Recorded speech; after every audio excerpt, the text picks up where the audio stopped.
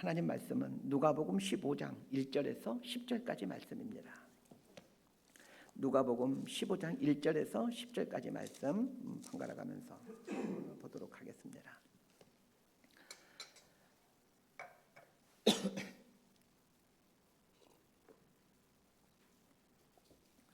제가 먼저 읽겠습니다. 모든 세리와 죄인들이 말씀을 들으러 가까이 나오니 바리새인과 서기관들이 수군거려 이르되 이 사람이 죄인을 영접하고 음식을 같이 먹는다 하더라.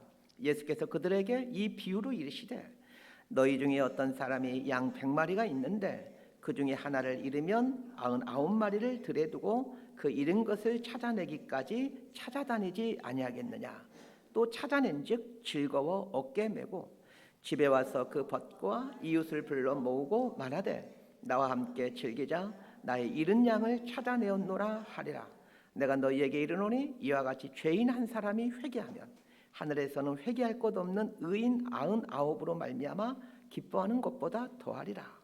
어떤 여자가 10 드라크마가 있는데 하나를 잃으면 등불을 켜고 집을 쓸며 찾아내기까지 부지런히 찾지 아니하겠느냐. 9절 10절 함께 읽습니다.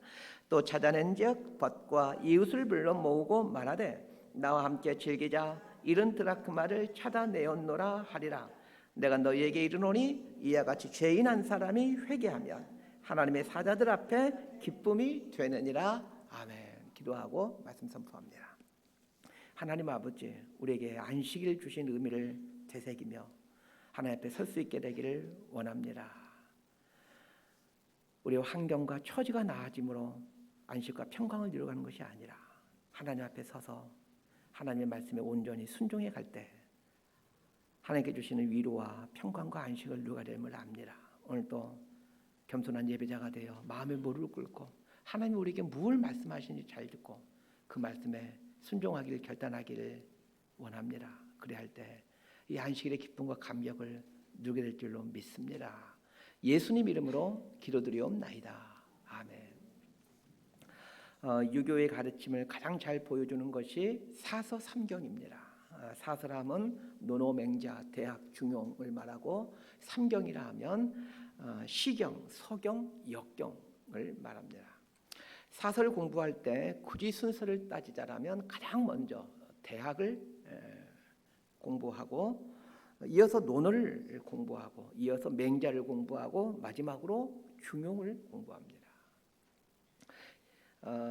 이 사서의 첫 번째 입문서인 대학은 이 공자의 가르침을 기록한 책인데 대학 제1장 첫 구절은 이런 말로 시작을 합니다.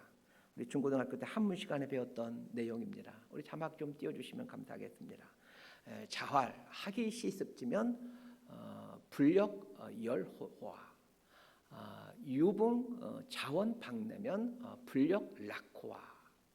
이게 대학 제1장 처음에 나오는 내용입니다. 번역하면 공자께서 말씀하시길 배우고 때때로 익히면 어찌 기쁘지 아니한가. 벗이 있어 먼 곳으로부터 찾아오면 어찌 즐겁지 아니한가. 이렇게 번역할 수 있습니다. 학문을 연마하여 깨달음을 얻는 것을 이 기쁠 열자를 써서 기쁜 것이다 라고 표현하고 있고, 벗이 먼 곳에서 찾아오는 것을 이 즐거울 락을 써서 참 즐거운 일이다 이렇게 표현하고 있습니다. 우리는 이 기쁘다와 즐겁다를 구분하지 않고 사용하고 있지만 공자는 기쁘다와 즐겁다를 구분하여 사용하고 있습니다. 위에 언급하였던 대학 제1장 첫 구절에 나오는 이 열자는 이 기뻐할 열자로 쓰이지만 말씀설, 달렛의 벗을 탈 상황에 따라 이 네 가지의 각기 다른 뜻과 의미를 가진 글자로 사용되는 글자이기도 합니다. 대학에서는 이 글자가 이 기뻐할 열자로 사용되는데 이 열자와 같은 단어를 쓰는 한자가 있습니다. 또 다른 열자입니다. 자막을 좀 띄워주시면 감사하겠습니다. 이 단어의 뜻과 의미 역시 기뻐하다, 기쁠 열자입니다. 비슷하게 생겼죠. 이 두 글자는 같은 글자라고 보시면 됩니다. 이 기쁠 열자를 한번 잘 보십시다. 이 신방변의 사람인 입구의 8팔자로 나눠지게 됩니다. 이 기쁠 글자를 분해하면 마음, 이 신방변은 마음 심자하고 똑같은 의미죠. 마음의 작용으로 인하여 사람의 입 모양이 8팔자 모양으로 빙긋이 벌어지는 모습을 형상한 글자입니다. 이 기쁘다라는 것은 마음에서부터 시작된다. 그래서 얼굴 표정으로 나타나는 것이 이 기쁘다라는 것입니다. 이 락자를 보십시다. 즐거울 락자, 뭐 그런 의미인데, 이 락자를 보게 되면 이 나무 목 받침대 위에 이제 큰 북을 의미하는 흰 백자, 작은 북을 의미하는 작을 요자가 양옆으로 있죠. 이 뜻은 나무 위에 큰 북과 작은 북을 올려놓고 두드리는 모습을 형성한 글자입니다. 기쁘다라는 것과 즐겁다라는 것을 구분하자면, 기쁘다라는 것은 마음에서부터 나오는 희열이고, 즐거움은 외부의 자극에 의해 느끼는 쾌감을 말합니다. 그러기에 공자는 배우고 익혀 안으로부터 깨닫게 되는 이 학이 시습을 기쁠 열자로 표현하고 있습니다. 그리고 외지로부터 찾아온 친구를 맞아 즐기는 이 유붕, 이 자원 방내를 즐거운 락으로 표현하였던 것입니다. 기쁨과 즐거움은 비단 유교에서만 추구하는 것이 아닙니다. 하나님은 우리에게 기쁨과 즐거움을 주고 싶어 하십니다. 하나님께서 6일에 걸쳐 천지 만물을 창조하시는데, 창조하실 때마다 보시기에 좋았더라 감탄하셨습니다. 보시기에 좋았더라라는 말을 한자로 표현하면 기쁠 열, 즐거울 락자로 바꿀 수 있습니다. 사람을 창조하시고는 보시기에 심히 좋았더라 이렇게 말씀하셨습니다. 사람을 보시면서 기쁨과 즐거움이 더 충만하셨다라는 뜻입니다. 이런 걸 보면 하나님 당신도 기쁨과 즐거움을 갖고 계시지만, 사람들이 기쁨과 즐거움을 누리며 살기를 원하신다는 것을 알게 됩니다. 사람들이 기쁨과 즐거움을 갖고 살기를 원하신다는 것은 예수님의 첫 번째 기적에서도 여실히 드러납니다. 예수님께서 행하신 첫 번째 기적이 무엇입니까? 가나의 혼인잔치에서 물을 포도주로 바꾸는 사건입니다. 가나의 혼인잔치 이야기는 요한복음 2장에 등장하는데, 요한복음의 저자인 사도 요한은 물을 포도주로 바꾸는 사건이 첫 번째 표적이었다라는 것을 유독 강조하고 있습니다. 예수님이 행하신 그 수많은 기적들, 하늘을 두루마리 삼고 바다를 먹물 삼아서 기록해도 다 기록하지 못할 만큼 그 숱한 기적을 행하셨는데, 그 수많은 기적들 중 첫 번째 기적이 가나의 혼인잔치에서 물을 포도주로 바꾼 기적입니다. 갈릴리 가나의 혼인잔치가 열렸습니다. 고대 시대에 다른 나라의 지배를 받는 신민 백성으로 산다는 것이 얼마나 고달픈 삶이었겠습니까? 웃을 일이 없는 그런 나날의 연속이죠. 로마의 탄압 아래에서 신음하고 있는 유대인들이 그나마 웃을 수 있는 날이라곤 혼인잔치 날입니다. 그런데 이 혼인잔치에 포도주가 떨어졌습니다. 혼인잔치에 포도주가 떨어졌다는 것은 잔치집에 음식이 떨어졌다는 말과 같은 말입니다. 포도주가 떨어졌으니 잔치의 흥이 깨어질 상황이 되었습니다. 그러자 예수님께서 물을 포도주로 바꿔줌으로 흥을 다시 살려내십니다. 그렇게 함으로 사람들 하여금 흥을 누리게끔 하십니다. 흥이라는 말을 한자로 바꾸면 기쁠 열과 즐거울 낙입니다. 예수님의 첫 번째 기적이 혼인잔치집에서 물을 포도주로 바꾼 사건이었다는 것은 예수님께서 오신 목적이 우리에게 기쁨과 즐거움을 주기 위함이었다는 뜻이기도 합니다. 그러하게 하나님을 바르게 믿는 사람이라면 기쁨과 즐거움을 누리며 살아야 합니다. 간혹 신앙이 좋다는 사람들 중에 심각한 표정을 갖고 사는 사람들이 적지 않게 있습니다. 심각한 표정을 갖고 사는 것을 거룩한 것으로 여깁니다. 기독교 영성을 잘 모르기에 이런 우를 범하는 것입니다. 대학생 때 저를 양육해준 한 선배님이 해준 말씀 중에 제 신앙의 큰 전환점이 된 말씀이 있습니다. 그 선배님은 우리 한국 기독교인이라면 다 아는 한국을 대표하는 교회 담임 목사님이 되신 분인데, 그분이 대학생 때 이제 성경 공부를 하면서 어거스틴이 한 말이라면서 이런 말씀을 해주셨습니다. 평생 잊어버릴 수 없는 말입니다. 가장 인간적인 것이 가장 영적인 것이다. 곱씹을수록 참 깊이가 있는 말씀이라는 것을 신앙생활을 해가면 해갈수록 알게 되어집니다. 이 누가복음 15장에 나오는 세계 이야기는 우리에게 아주 익숙한 이야기입니다. 잃어버린 양의 비유, 잃어버린 드라크마 비유도 유명한 이야기지만 세 번째 나오는 이 탕자의 비유는 비기독교인들도 잘 알고 있는 이야기입니다. 예수님께서 세 개의 비유를 연속해서 말씀하시는데 이 세 개의 비유는 잃어버렸다가 다시 찾았다라는 공통점을 갖고 있습니다. 이 세 개의 이야기는 점층적인 구조를 가지고 있습니다.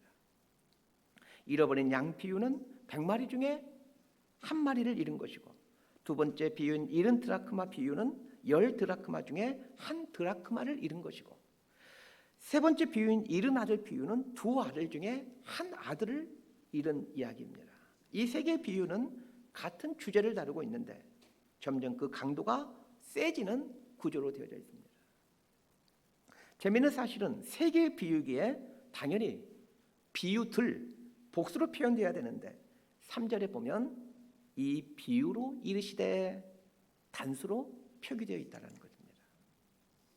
이 세 개의 비유가 세 개의 이야기가 아니라 하나의 이야기다라는 말입니다. 오늘은 잃어버린 양 비유와 잃어버린 드라크마 비유를 하고 다음 시간에 탕자의 비유에 대한 이야기를 하려고 합니다. 누가복음 15장의 세 비유는 워낙 유명한 비유이기에 이 본문과 관련하여 교회를 좀 다니신 분들이라면 몇 번씩 이 부분과 관련하여 설교를 들어봤을 겁니다. 그런데 여러분이 들어왔던 내용으로 설교하지 않고 색다른 관점으로 이 비유를 해석해 보려고 합니다. 제 설교를 들어보신 분들은 아시겠지만 설교의 주제는 항상 서두에 나오는 도입부에 담겨 있습니다. 설교 도입부에서 무슨 이야기를 했습니까? 이 기쁠 열, 즐거울 낙에 대한 이야기를 했습니다. 세 개의 비유에는 동일한 문구가 등장합니다.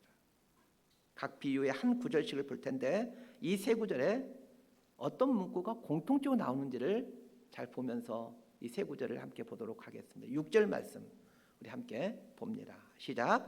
집에 와서 그 벗과 그 이웃을 불러 모으고 말하되 나와 함께 즐기자. 나의 잃은 양을 찾아내었노라 하리라. 자, 9절 말씀도 함께 봅시다. 또 찾아낸즉 벗과 이웃을 불러 모으고 말하되 나와 함께 즐기자. 잃은 드라크마를 찾아내었노라 하리라. 자, 탕자의 비유도 보십시다. 23절 말씀 함께 읽습니다. 시작. 그리고 살찐 송아지를 끌어다가 잡으라. 우리가 먹고 즐기자. 세 개의 비유에 공통적으로 등장하는 문구가 함께 즐기자입니다. 함께 즐기자라고 번역된 이 쉰카이로라는 단어는 축하하다, 기뻐하다라는 뜻의 단어입니다. 세 개의 비유에 공통적으로 함께 즐기자, 함께 먹고 즐기자 이런 말이 나오는 것은 이 세 개의 비유를 하신 목적이 함께 즐기자임을 말해주기 위함입니다. 함께 즐기자라는 말씀을 하고 싶으셔서 예수님은 이 세 개의 비유를 이어서 말씀하신 것입니다. 예수님께서 이 세 개의 비유를 하시게 된 배경이 있습니다. 자, 1절과 2절 말씀 우리 함께 보도록 하겠습니다. 1절과 2절입니다. 시작. 모든 세리와 죄인들이 말씀을 들으러 가까이 나오니 바리새인과 서기관들이 수군거려 이르되 이 사람이 죄인을 영접하고 음식을 같이 먹는다 하더라. 세리와 죄인들이 예수님의 말씀을 듣기 위해 예수님께 나옵니다. 1절에 나오는 죄인이란 창녀를 비롯해 당시 이스라엘 사회가 죄인으로 규정한 사람들을 말합니다. 세리란 로마의 앞잡이가 되어 이스라엘 백성들의 돈을 착취하는 일을 하는 사람이기에 당연히 이스라엘 사람들은 세리와 상종하지를 않습니다. 같이 밥도 먹지 않습니다. 심지어 세리와 죄인들은 회당에도 들어올 수가 없습니다. 하나님을 예배하는 자리에 들어올 수가 없습니다. 그리고 법정에서 증인으로 설 수도 없습니다. 저 사람들의 말은 믿을 수가 없는 말이다 이런 뜻이죠. 한마디로 이스라엘 사회에서 매장된 사람들이 세리와 죄인들입니다.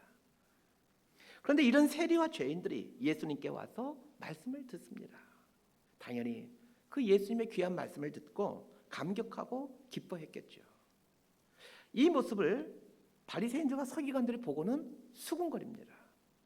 이 수군거렸다라고 번역된 디아공기조라는 이 단어는 불평하다라는 뜻을 가지고 있는 단어입니다. 이 누가복음 15장에 나오는 세 개의 비유가 탄생하게 된 출발점이 바리새인과 서기관들의 수군거림, 불평 때문에 이 세 개의 비유가 탄생하게 됩니다.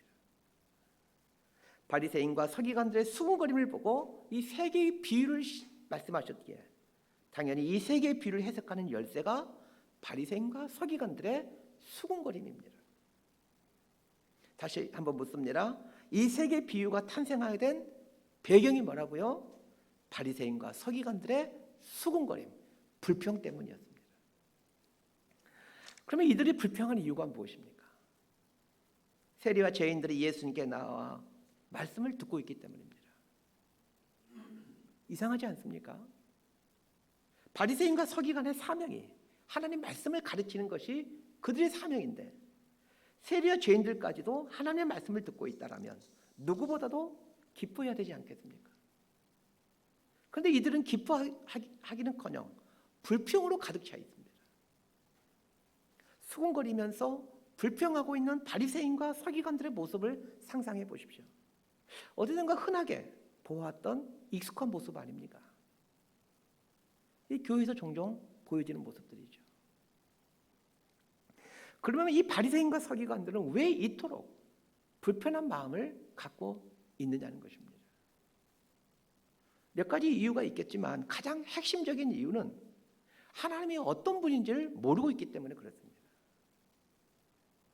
하나님이 정말로 원하시는 일이 무엇인지, 그리고 반대로 하나님이 정말로 싫어하는 일이 무엇인지를 이들이 모르고 있기 때문입니다.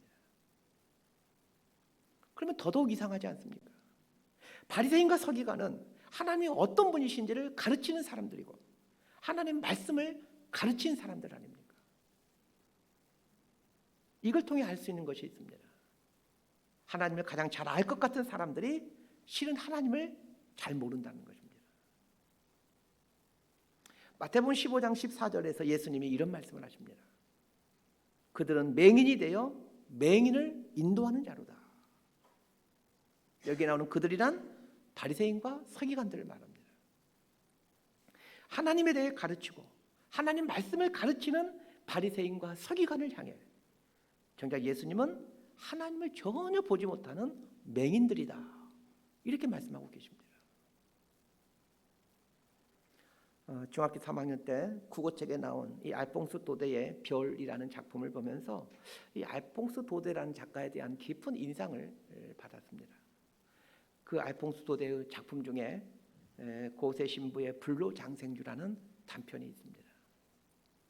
짧은 글이기에 전문 그대로 읽어드리겠습니다. 자, 예전에도 한번 이 작품을 소개한 적이 있는 제가 그런 기억이 있습니다.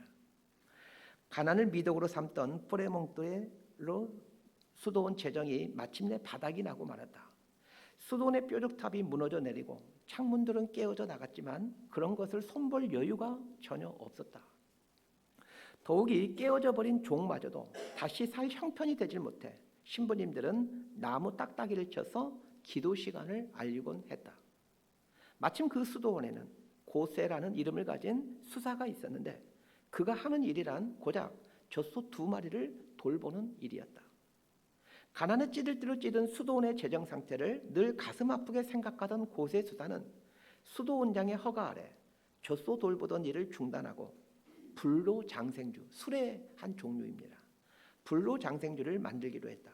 어릴 때 자신을 키워준 양 부모가 불로장생주 전문가였기에 그때 어깨너머로 배운 것을 기억하면서 6개월 동안 밤낮으로 애쓴 결과 마침내 고세 수사는 불로장생주를 만드는데 성공하였다. 그 다음 날부터 고세 수사가 빚은 불로장생주는 프랑스 전역으로 불진하게 팔려나갔고 가난에 찌들었던 포레몽토의 수도원은 하루아침에 돈방석에 앉게 되었다. 수도원의 건물은 웅장하게 고쳐졌고 뾰족탑은 하늘을 찌를 듯이 높아졌다. 그 모든 것이 고세 수사 덕분이었다. 그 빛나는 공격으로 인해 고세 수사는 신부의 서풍까지 받게 되었다. 수도원의 그 누구도 이에 대해 이의를 제기하는 사람이 없었다. 어느 날 저녁 신부님들이 모두 모여 경건하게 저녁 미사를 드리고 있을 때였다. 갑자기 누군가 뛰어들어 괴성을 지르며 혀꼬부라진 소리로 노래를 부르기 시작하는 것이었다. 얼마나 술을 마셨던지 얼굴이 새빨갛게 달아오른 채 자기 자리를 찾지도 못하고 비틀거리는 고세 신부였다. 그는 자신이 만든 불로장생주가 잘 빚어졌는지 확인하기 위해 매일 술을 시음해 보다가 그만 알코올 중독자가 되어버리고 말았던 것이다. 그러나 경건하게 미사를 드리던 다른 신부님들은 술주정하는 고세 수사를 향해 사단아 물러가라고 외치면서 그를 밖으로 끌어내어 버렸다. 수도 원장은 고세 수사에게 앞으로는 성당 출입을 삼가고 주조장에서 불로 장생주만 빚으면서 거기서 혼자 기도하라고 명령했다. 마음씨 착한 고세 수사는 수도 원장의 명령을 따랐다. 매일 술을 빚고 그 술을 시음해 보면서 주조장 밖으로 한 발자국도 나갈 엄두를 내지 못했다. 그러던 어느 날 수도 원장이 주조장을 찾아왔을 때 고세 수사는 수도 원장에게 눈물로 간청하였다. 이제 술을 그만 만들겠으니 예전처럼 젖소 돌보는 일을 하게 해달라고 말이다. 그러나 수도 원장은 고세 수사의 간청을 이런지하에 거절하였다. 그러고는 자비로운 주님께서 모든 것을 책임지실 것인즉 아무 염려 말고 수도원을 위해 열심히 불로 장생주를 빚으라고 도리어 격려해 주었다. 어쩔 수 없이 고세 수사는 계속해서 술을 빚었고 그 술은 날마다 날개 돋친 듯이 팔려 나갔으며 수도원은 쉴 틈 없이 돈을 긁어모았다. 그리고 매일 미사가 끝날 때에 수도 원장은 이렇게 말하는 것을 잊지 않았다.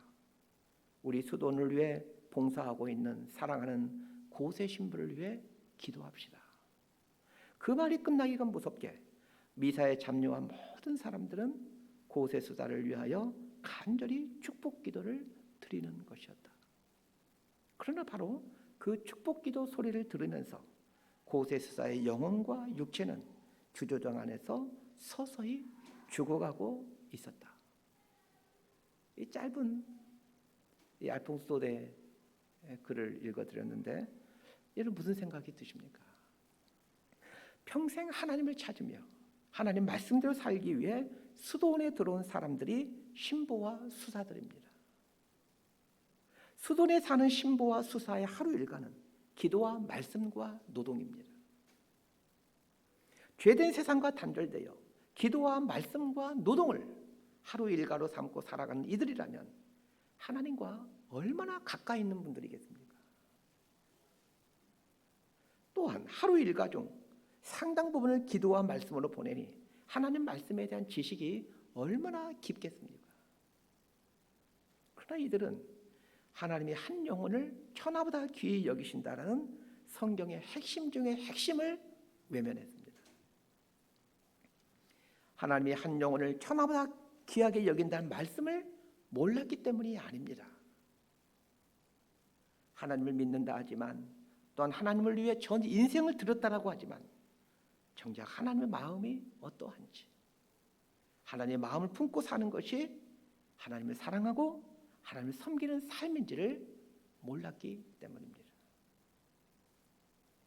하나님은 어떤 분이십니까? 한 영혼이 하나님께 돌아오는 것을 보며 기쁨을 이기지 못하는 분이십니다. 누가복음 15장의 세 개의 비유의 주인공인 목자, 여자, 아버지는 삼위일체 하나님을 의미합니다.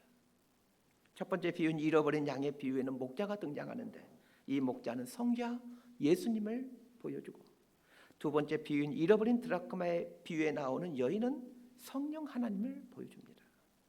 세 번째 비유인 잃어버린 아들 비유의 아버지는 성부 하나님을 연상케 합니다. 예수님은 잃어버린 양을 찾은 목자가 양을 찾음으로 기뻐한다는 이야기를 하므로 한 영혼이 하나님께 돌아올 때 하나님께서 이렇게 기뻐하신다는 것을 말씀해 주십니다. 두 번째 비유와 세 번째 비유도 마찬가지입니다. 잃어버린 한 영혼을 찾게 되었을 때 하나님이 너무 기뻐서 하늘 잔치를 여신다는 것을 말씀하십니다.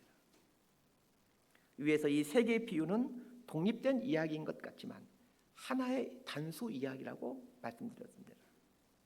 잃어버린 한 사람을 찾아 너무 기뻐서 잔치를 벌이는데 잔치의 흥을 깨트린 사람이 등장합니다. 세 번째 비유에 나오는 큰아들입니다. 잔치의 흥을 깨는 이 큰아들은 바리새인과 서기관들을 의미합니다. 아버지와 더불어 누구보다도 기뻐해야 될 사람이 큰아들인데 왜 이 큰아들은 집 나간 동생이 돌아온 것을 축하하는 잔치에서 불평하고 화를 내며 잔치의 흥을 깨고 있는 것입니까? 아버지가 어떤 분인지를 잘 모르고 있기 때문입니다. 예수님은 세 개의 비유를 통해 오늘날의 바리새인과 서기관들에게 경고를 줍니다. 하나님을 믿는다 하지만 하나님이 어떤 분인지를 모른 채 하나님의 마음과 정반대 방향의 삶을 살고 있는 사람들이 있다는 것입니다. 그렇다면 오늘날의 바리새인과 서기관들이란 어떤 사람들입니까? 하나님을 믿는다 하지만 잃어버린 영혼에 대한 긍휼의 마음을 잊어버린 사람들입니다. 하나님의 마음을 잃어버렸기에 한 영혼이 하나님께 돌아오는 것을 전혀 기뻐하지 않습니다. 오래전에 어떤 목사님의 설교를 읽다가 그 설교에 나온 예화인데 잊혀지지 않는 그 이야기가 있습니다. 그 유럽에 있는 한 교회 이야기입니다. 잘 알고 있듯이 유럽의 교회는 지금 젊은이들은 다 사라지고 노인들 몇 명만 나오는 교회가 대부분입니다. 한 교회에 성도들이 다 떠나고 3명밖에 남지 않았는데 어느 날 이 교회에 새신자가 한 명 왔답니다.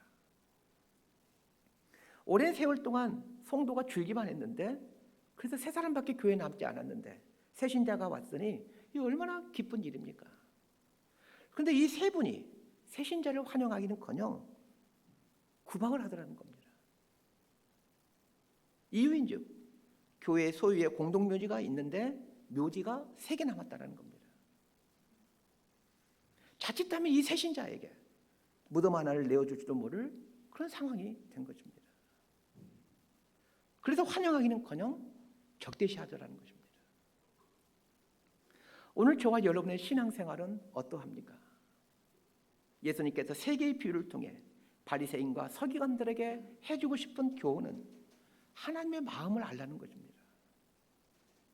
하나님의 마음을 잃어버리면 신앙생활에 아무것도 남아있지 않게 됩니다. 그리고는 계속해서 수군거리며 불평을 하며 교회 생활을 합니다. 그렇게 함으로 하나님의 공동체를 와해시키는 파괴자로 살아가는 거죠. 자, 그러면 우리는 어떻게 이 하나님의 마음을 회복할 수 있는 것일까요? 그리고 하나님의 마음을 갖고 산다는 게 구체적으로 어떤 모습일까요? 자, 4절에서 7절까지 말씀 함께 보도록 합니다. 시작.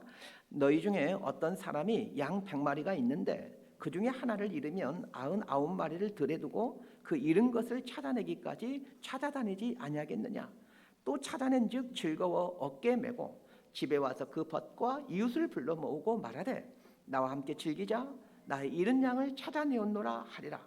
내가 너희에게 이르노니 이와 같이 죄인 한 사람이 회개하면 하늘에서는 회개할 것이 없는 의인 99으로 말미암아 기뻐하는 것보다 더하리라.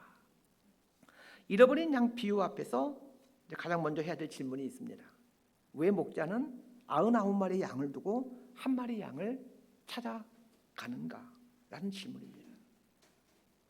사실 100마리의 양 중에서 한 마리의 양이 없어진다고 해서 그렇게 크게 문제될 건 없습니다. 경제적인 이유 때문에 잃은 양을 찾아 나서는 것이 아닙니다. 경제적인 이유 때문에 양을 찾아 나섰다라면 그 양을 찾은 후에 잔치를 열어서는 안 됩니다. 왜냐하면 잔치를 여는 비용이 양 한 마리보다 더 나가기 때문입니다. 그는 무슨 이유 때문에 이 잃어버린 양을 찾아 나서는 것입니까? 잃어버린 양이 어떻게 될지를 목자는 알고 있기 때문입니다. 양은 독특한 특징을 갖고 있습니다. 양은 10m 이상을 보지 못하는 초근시입니다. 초근시기에 양은 목자를 보면서 풀을 뜯고 길을 이렇게 따라가는 것이 아니라 목자의 음성을 듣고 양은 따라다닙니다. 모든 양은 목자의 소리를 압니다. 양이 목자의 소리를 알아듣도록 하기 위해 하는 훈련이 있습니다. 양이 새로 오게 되면 목자는 며칠을 굶깁니다. 그리고 며칠 후에 죽기 직전에 양에게 조금 음식을 줍니다. 그리고 또 며칠 또 굶깁니다. 이런 과정을 몇 번 거치고 나면 양은 목자의 소리를 금방 분별해냅니다. 이스라엘에서 양을 칠 때 목자들 몇 명이 각자 양을 데리고 와 함께 풀을 뜯깁니다. 목자들이 같이 있어야 맹수의 공격으로부터 이겨낼 수가 있기 때문입니다. 저녁이 되면 목자들은 자신의 양들을 우리 안으로 들여보내는데 그 초근시인 양이 정확하게 자신의 목자를 찾을 수 있는 이유는 목자의 음성 때문입니다. 양이 10m 이상을 볼 수 없는 초근시이기에 길을 잃게 되면 반드시 맹수의 공격을 받아 죽임을 당하게 됩니다. 멀리까지 보면 미리 도망갈 수가 있을 텐데 10m 안에 와야만 맹수를 발견할 수 있으니 잡아먹힐 수밖에 없는 것이죠. 더군다나 다리까지 아주 짧은 숏다리지 않습니까? 목자가 잃어버린 양 한 마리를 찾기 위해 길을 나서는 이유는 길 잃은 양은 죽을 수밖에 없다는 것을 알고 있기 때문입니다. 그런데 성경은 재미있게도 우리들을 이 양으로 설명합니다. 이사야서 53장 6절 말씀 우리 함께 읽도록 합니다. 시작. 우리는 다 양 같아서 그릇 행하여 각기 제 길로 갔거늘 여호와께서는 우리 모두의 죄악을 그에게 담당시키셨도다. 우리는 다 양 같다라고 말을 합니다. 양 같다는 말이 무슨 뜻입니까? 양이 초근시인 것처럼 사람은 길을 볼 수가 없다라는 말입니다. 어디가 생명의 길인지 어디가 사망의 길인지를 알지 못한다는 것입니다. 그래서 사람들 중에 그렇게 많은 사람이 사망의 길로 가고 있는 겁니다. 사망의 길이라는 걸 알고 있다면 누가 그 사망의 길을 가겠습니까? 모르기 때문에 사망의 길을 가는 겁니다. 자신 앞에 죄의 맹수가 있어 죽음이 다가오고 있다는 것을 알지를 못합니다. 양처럼 초근시여서 길을 찾아갈 수 없는 인생이기에, 그래서 사망에 거할 수밖에 없는 인생이기에 예수님께서 우리를 찾아 나선 것입니다. 우리가 죽을 수밖에 없다는 것을 알기에 우리를 찾아 나서는 것입니다. 모든 양은 이름이 있습니다. 그래서 목자는 양을 부를 때 꼭 양의 이름을 부릅니다. 개 키우는 분들이 많이 있을 텐데 개새끼야 이리 와 이렇게 말하는 분을 내가 이렇게 본 적이 없습니다. 개마다 다 이름을 지어주고 그 이름을 부르면서 개랑 이야기합니다. 근데 그 이름들이 하나같이 다 센스 있는 이름들이에요. 사람 이름은 무슨 말자, 순자, 영자 이렇게 지어놓고 개 이름은 아주 센스 있게 짓습니다. 뭐 국제적이게 영어 이름을 다 쓰지 않습니까? 대부분이. 목자는 수십 마리에서 수백 마리의 양을 키우는데도 모든 양에게 이름을 지어줍니다. 이름을 지어준다는 것이 무슨 의미인지 김춘수 시인의 꽃이란 시가 잘 말해줍니다. 내가 그의 이름을 불러주기 전에는 그는 다만 하나의 몸짓에 지나지 않았다. 내가 그의 이름을 불러줬을 때 그는 나에게로 와서 꽃이 되었다. 이름을 지어주고 이름을 불러준다는 것은 그가 내 인생의 꽃이라는 말입니다.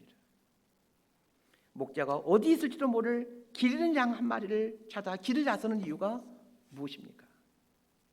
내가 이름을 지어준 존재이고 내 목소리를 아는 유일한 양이기 때문에 그렇습니다. 두 번째 비유는 잃어버린 드라크마도 마찬가지입니다. 10개의 드라크마 중 한 개를 잃어버렸는데 한 개를 찾아 나서는 것은 경제적인 이유 때문이 아닙니다. 한 드라크마는 한 데나리온으로 노동자의 하루 품삯을 말합니다. 까짓거 하루 품삯이 잃어버려도 사는데 큰 지장 없습니다. 그런데도 한 드라크마를 찾아 나서는 이유가 무엇이고 찾은 후에 돈을 들여서 잔치를 여는 이유가 무엇입니까? 고대 유대 사회에서 결혼을 할 때 신랑은 신부에게 결혼 지참금으로 10드라크마로 된 폐물을 선물하는 게 일반적이었습니다. 신부는 신랑이 결혼 예물로 준 드라크마 폐물을 머리에 메고 다닙니다. 우리는 뭐 목걸이나 반지 이런 걸 하고 다니는데 옛날 유대사에서는 이렇게 머리에 그 10드라크마 목걸이처럼 생긴 거를 메고 다녔습니다. 머리에 장식된 이 10드라크마는 나는 사랑받는 여인입니다라는 뜻입니다. 우리식으로 하면 뭐 결혼 반지, 결혼 목걸이 같은 거죠. 그런 면에서 10드라크마 중에 한 드라크마를 잃어버렸다는 말은 단지 하루 품삯의 돈을 잃어버렸다는 말이 아닙니다. 10드라크마 폐물은 남편의 사랑의 징표입니다. 10개의 드라크마로 만들어진 폐물에서 한 드라크마가 없으면 차고 다닐 수가 없습니다. 그래서 잃어버린 한 드라크마를 찾게 되면 훨씬 더 많은 돈을 들여서 잔치를 여는 것입니다. 예수님은 세리와 죄인이 이 잃어버린 양 한 마리이고 잃어버린 한 드라크마라고 말씀합니다. 그러게 그들이 예수님께 와서 말씀을 듣는 걸 보면서 예수님은 잃어버린 양 한 마리를 찾은 그 목자의 기쁨으로 기뻐하고 계시고 잃어버린 한 드라크마를 찾는 그 여인의 기쁨으로 기뻐하고 있는 것입니다.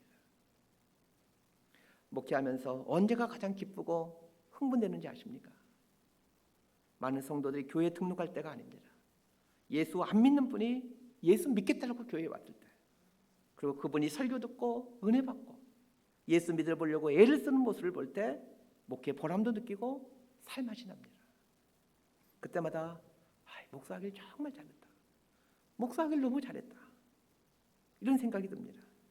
반대로 어느 때 힘이 빠지는지 아십니까?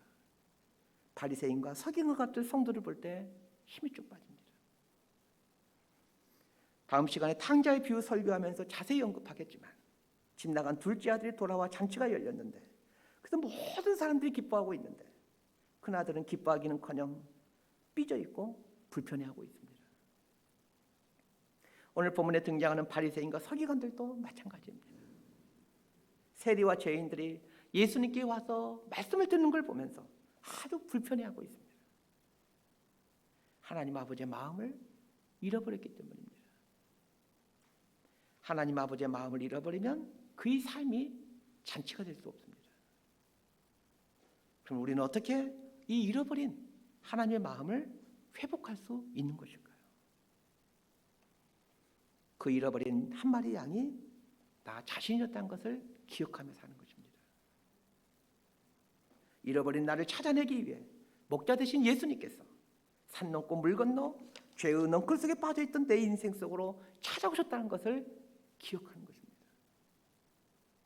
그리고 오늘 또 예수님께서 잃어버린 한 마리 양을 찾기 위해 길을 나서고 있음을 보아야 됩니다. 이럴 때 우리는 예수님이 찾아낸 한 영혼이 우리의 공동체를 돌게 될 때 함께 기뻐하고 즐거워하는 잔치의 삶을 살게 되는 겁니다. 말씀 정리합니다.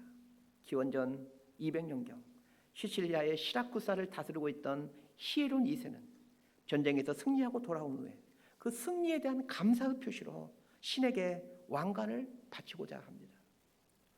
세공업자에게 많은 금을 건네주면서 이 세상에 존재하는 최고의 왕관을 만들어달라고 명령합니다. 세공업자는 왕이 건넨 그 많은 금으로 아주 아름다운 왕관을 만들어 바칩니다. 그런데 이상한 소문이 돌기 시작합니다. 세공업자가 금의 일부를 몰래 빼돌렸다는 소문이 도는 것입니다. 이 소문이 진위인지 알기 위해 여러 가지 방법들을 동원하지만 이걸 알 방법이 없습니다. 할 수 없이 히에론 2세는 신하이자 친한버신 아르키메데스에게 이 문제를 해결해 달라고 명령합니다.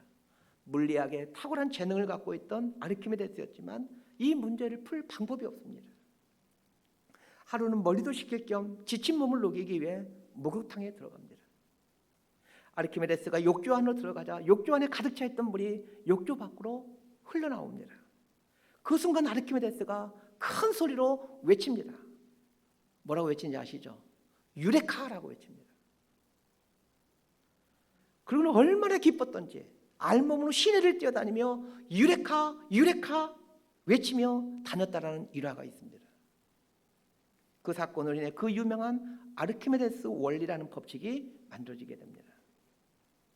물리학이 아주 유명한 법칙이랍니다. 아르키메데스가 알몸 상태로 뛰어다니면서 외쳤던 유레카라는 말은 발견했어, 찾아냈어 라는 뜻의 단어인데, 오늘 본문에 반복해서 나온 단어가 바로 이 유레카라는 단어입니다. 5절에 나오는 찾아낸 즉이라는 말과 9절에 나오는 찾아낸 즉이라는 말이 유레카라는 헬라어 단어입니다. 아르키메데스가 유레카라고 외치며 기뻐 외치며 알몸으로 시내로 뛰어나갔듯이, 오늘 본문에 나오는 목자는 그 잃어버린 한 양을 발견하고서는 유레카라고 외치고, 잃어버린 한 드라크마를 찾은 여인이 유레카라고 외칩니다.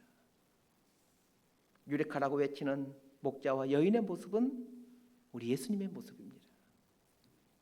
유레카라고 외치며 형언할 수 없는 기쁨으로 환하고 있는 예수님의 모습을 묵상하다 보면, 그 옛날 태고적에 하나님이 사람을 지으시고 보시기에 심히 좋구나, 경탄하시고 기뻐하시는 하나님의 모습이 떠오릅니다. 사랑하는 성도 여러분, 하나님은 한 영혼이 돌아올 때 이렇게 기뻐하십니다. 그 하나님께서 우리도 하나님이 누리는 이런 기쁨과 이런 즐거움을 갖고 살기를 원하고 계십니다. 신앙생활이 이런 것입니다. 하나님을 믿는 신앙생활이라는 게 이런 거예요. 하나님께서 기뻐하는 일에 동참하며 함께 기뻐하고 함께 즐기며 사는 삶입니다. 저는 남은 생을 이렇게 신앙생활 하려고 결정했는데, 여러분도 결정하셨으면 합니다. 오늘 본문에 나오는 바리새인과 서기관들처럼, 그리고 큰아들처럼 수군거리며 불평하며 사는 인생을 선택할지, 아니면 하나님의 기쁨에 동참하며 함께 기뻐하며 함께 즐기며 살지를 선택하시길 바랍니다. 저는 선택했습니다. 여러분도 부디 현명한 선택을 할 수 있게 되기를 진심으로 소망하고 축복합니다. 기도하겠습니다.